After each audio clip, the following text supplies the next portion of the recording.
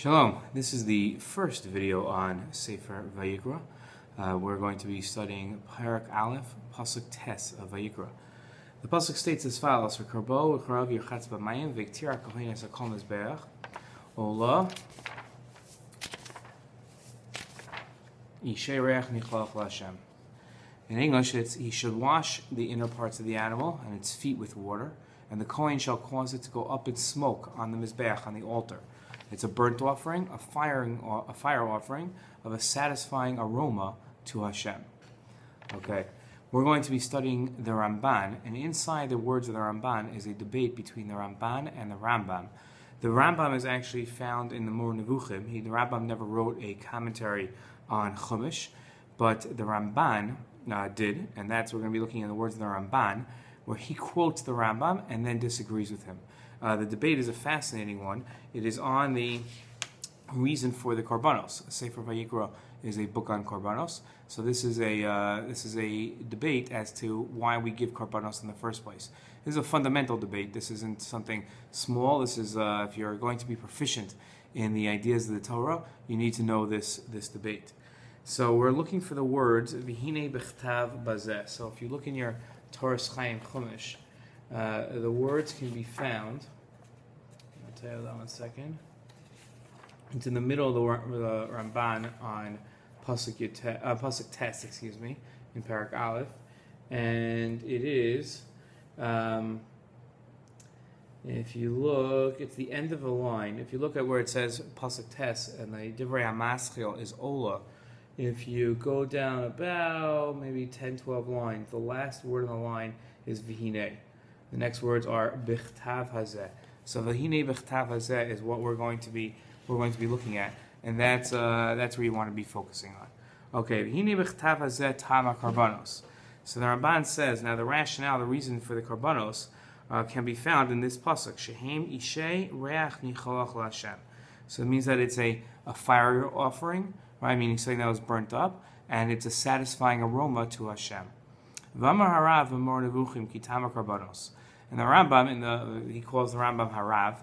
The Rambam in the Mor Nevuchim, which is a book that he wrote called The Guide to Perplexed in English, which is his philosophical work, so it talks about the rationale for sacrifices, and he says as follows: Bavorsha mitzrim v'hakastim asher hayu Yisrael gerim v'toshavim ba'artzam miolam hayu ovdim l'bakar l'tzon. So because the Egyptians and a people called the Kasdim, these were people whose land that were always Bnei Israel, Eretz Israel was always inhabited by these Kasdim, okay, and they used to worship animals. Right, so So the Egyptians would worship lambs, and the Kasdim would worship like the demons, okay, these fictional characters, which appeared to them. What does that mean, that they worship demons? They thought that goats were demons, so they would worship lambs and goats. And the people of India today, they never slaughter cattle. And therefore, because these three things are used for idolatry by the Mitzrim, the Kasdim, and the Indians, so because of this, Hashem told us to slaughter these three species in specific to Hashem.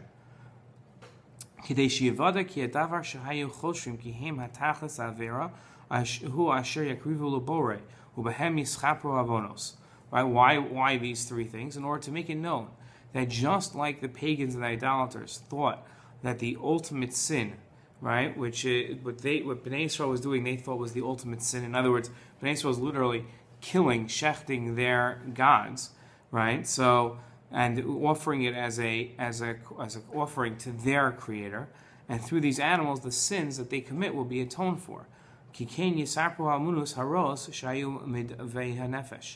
Because these are like healed the bad ideas, the heretical, non-belief in God ideas that were diseases for the soul. Because the only way disease and illness can be healed is by doing the exact opposite.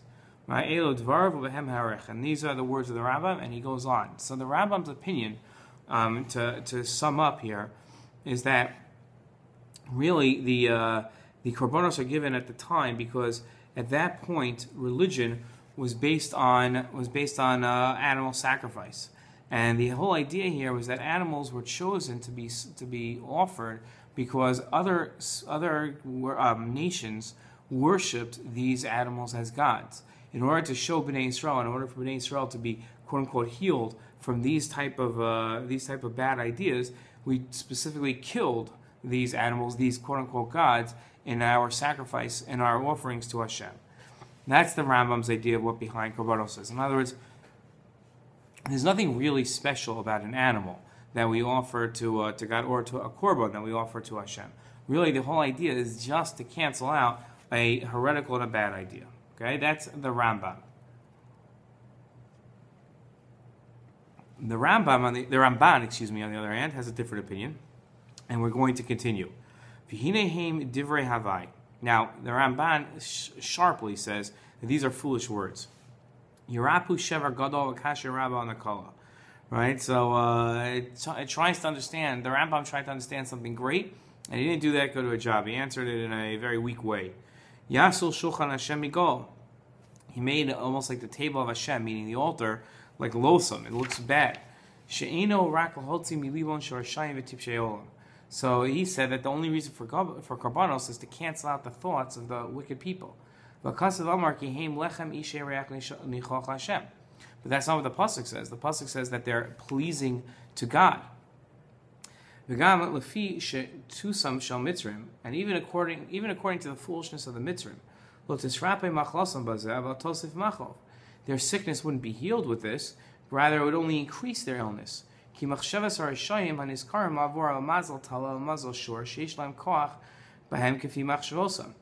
what do they really think, these idolaters? They really thought that you should worship not the lamb itself, but the constellation of the lamb, right? Which is Aries, and the constellation of the bull, which is Taurus, was because these nations were empowered by those constellations for their beliefs. In other words, they felt that those constellations, Aries and Taurus, which represented the lamb and the bull, were the power, right? So they would never eat those animals, not because they worshiped the animals, but out of respect for the constellations. Right? So now, but if they would slaughter them as an offering to Hashem, right, that would be an honor to them.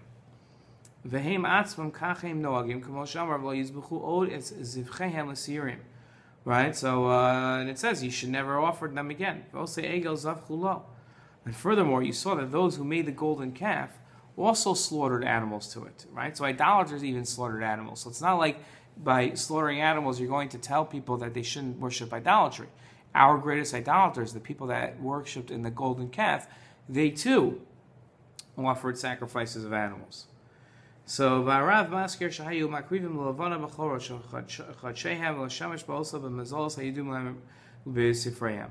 And the Rambam himself says that they would sacrifice on the first of the month, and that they would sacrifice to the sun, so they too sacrificed animals.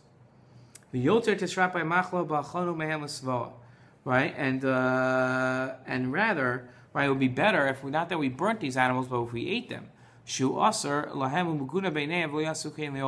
Because according to them, you obviously can't eat their gods, right, or even the constellations. So if Hashem really wanted us, says the Ramban, in questioning the Rambam, if Hashem really wanted us to get out of the ideas of idolatry, he wouldn't have had us slaughter animals, because that would just further the notion of idolatry. Right? Not only that, at the time of Noach, who did offer korbanos when he came out of the ark, there were no Egyptians or Kasdim at that time. Hikriv korban v'yitav b'nei Hashem v'amar reach Hashem es reach nichoch. Noach gave a korban, and Hashem said it was good and pleasing in his eyes. The same phrase we have in our pasuk, and there's no way that was in order to get rid of idolatry. And Hashem said He's never going to, because of these korbanos, Hashem said He would never destroy the world again, and never curse the ground. Not only that, but Hevel, Adam's son, gave animal korbanos. And obviously at the time of Adam's son, there wasn't even a thought of idolatry at this point. Right? And Balaam also gave korbonos. Right? And he wasn't, when Balaam was an idolater, so he was obviously furthering idolatry. Okay, so Asa Cain, a Karbal Akim Kadesh Yachol of a Dibor. Right? Balaam did this in order to get close to Hashem, so that the curse that he wanted to give to Bnei Yisrael would work. Well, Shona Karbonos as Karbonei Lachmili Sheirech Nichoach Hashem. V'Chalila Shloyu Behem Shum Toas Rak V'Ratzon Rak Shlos Avodah Zara Midas Shotim. It says, if God says that He's pleased by it, God forbid we should say that this is just simply in order to get rid of idolatry and get idolatry out of our minds. He says, here's a better answer. So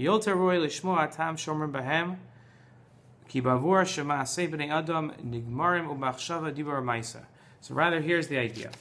Okay? Since the actions of humans are put into effect through thought, speech, and action, Hashem said that when a person sins, he should bring a korban. He leans on it according to the action part of his sin, right? He leans his hands on the animal when you give a korban. So that's, and the reason why he's doing that is just like the action, that's one action corresponding to the action he did when he sinned. And then he confesses orally, just like when he sinned orally. And he burns the innards of the animals, which is just like what causes us to have desire and to have thoughts that bring us away from the proper path. Right? And the legs of the animals are like our hands and feet, which run and act to sin.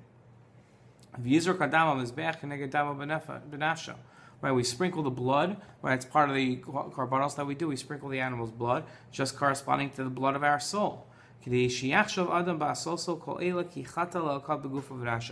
as this is happening, and as the different parts of the korban are burning, man should think about all the different parts that he had of his body that caused himself to sin, that he used to sin. Okay? It would have been appropriate that his own blood be spilled, right? We rebelled against God when we sinned, so we should be killed. If it wasn't for the grace of God and God's generosity, we should be killed for sinning. So he says,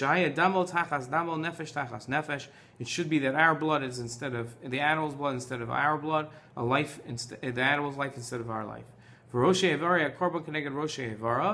Right? The limbs of the animal are in place of our limbs.